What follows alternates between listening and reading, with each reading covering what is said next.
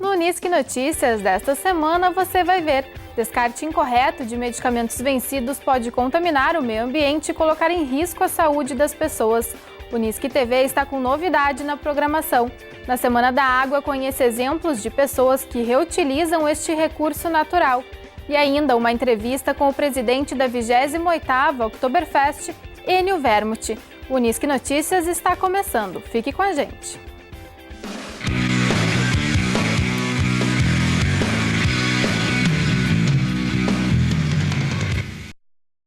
Entre os dias 29 de setembro e 6 de outubro, o Comitê Pardo realizou atividades relativas à Semana da Água, com o objetivo de conscientizar a população. Na reportagem a seguir, veja o exemplo de pessoas que reutilizam este recurso nas atividades do dia a dia.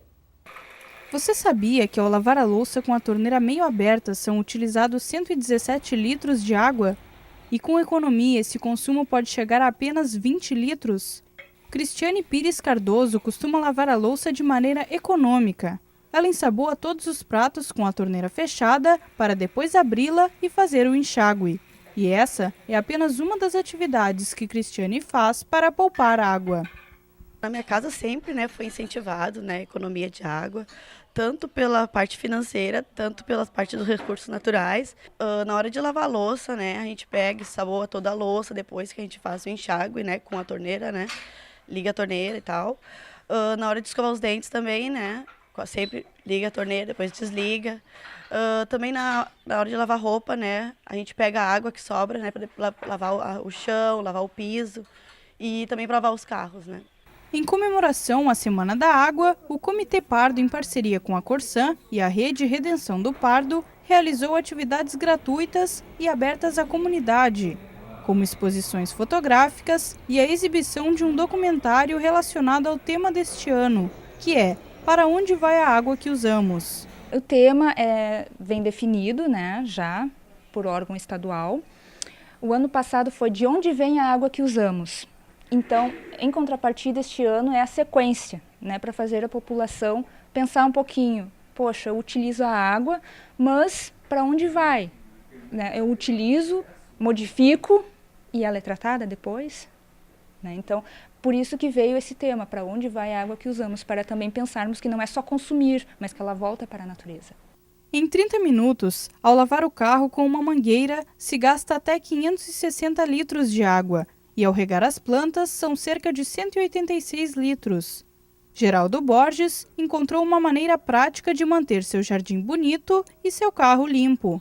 Ele mesmo arquitetou um tanque que armazena a água da chuva. Com isso, ele ajuda a natureza e diminui o preço da conta no final do mês. Olha, a gente começou isso aí, teve essa ideia no começo do ano. Tá? Então a gente começou colocando uma caixa de 1.000 litros.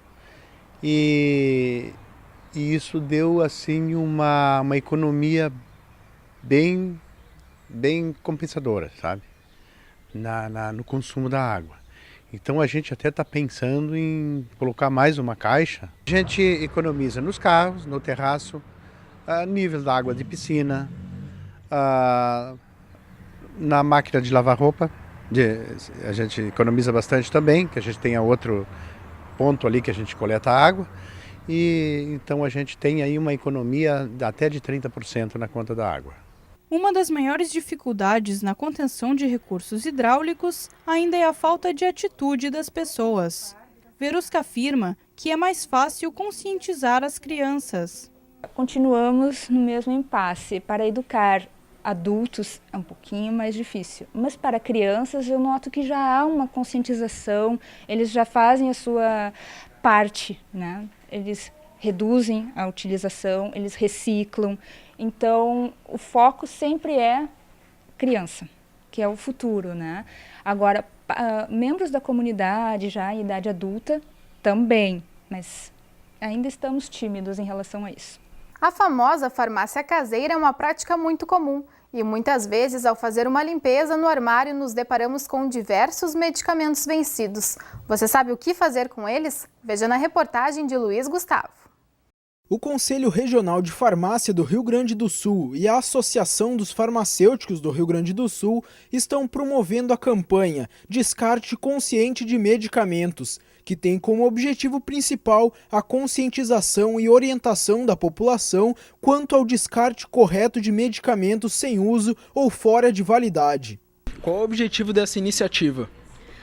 É fazer com que os medicamentos sejam dado o descarte correto, né, para eles, para que não sejam descartados em casa assim, ou em outro lugar, né, no lixo comum. Podem trazer aqui para a farmácia escola, que a gente dá o destino correto para esse totem, para ser gerenciado, né, corretamente. Muitas pessoas têm o hábito de jogar os medicamentos no lixo comum, na pia ou no vaso sanitário. Porém, essa prática contribui para a contaminação do meio ambiente, colocando em risco a saúde de muita gente. A gente tem partido do princípio que todo resíduo sólido ele tem que ser descartado de forma correta. Seja medicamentos, sejam pilhas, sejam plásticos, ou seja, qualquer tipo de resíduo tem uma destinação e essa destinação tem que ser dada de forma correta. Bom, quando o resíduo tem algum tipo de perigo para o meio ambiente ou mesmo para nós, né, como é o caso dos medicamentos, o que acontece? Se eu descarto um medicamento de forma incorreta, no caso, por exemplo, colocar na pia, o que vai acontecer? Esse medicamento vai se juntar à água. Normalmente, esses princípios ativos do medicamento, eles não são retirados no tratamento da água e eu posso vir a consumir posteriormente esse próprio medicamento de uma forma pela água que eu estou bebendo. Então, a contaminação, e a gente chama isso de resultado, efeito e causa, né? Ou seja, eu poluo e eu estou consumindo essa própria água que eu estou poluindo. Os medicamentos coletados são encaminhados para uma empresa devidamente habilitada pelos órgãos sanitários, que adota os procedimentos necessários para a destinação final desses resíduos de forma consciente. O ideal, quando tu colocares qualquer resíduo, principalmente medicamentos, que a gente tem que ter cuidado para não ser jogados dentro do lixo convencional, é que a gente possa colocar em postos de recebimento desses lixos. E daí eles vão ter uma destinação adequada, né, para cada tipo de resíduo. Na Unisc, a farmácia escola, localizada no Centro de Convivência, possui coletores de medicamentos vencidos, pilhas e raios-x. E é importante identificar o recipiente que será feito o descarte?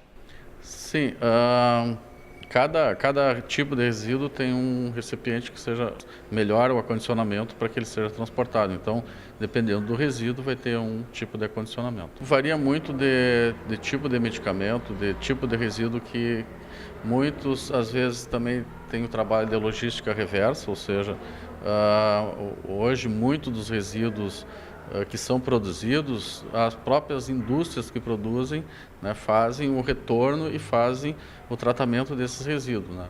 Então, o ideal hoje, dentro do processo de resíduos sólidos, sejam pneus, sejam baterias, sejam medicamentos, pilhas, é que eles tenham essa logística reversa, ou seja, a empresa produziu, a empresa é responsável pela sua destinação.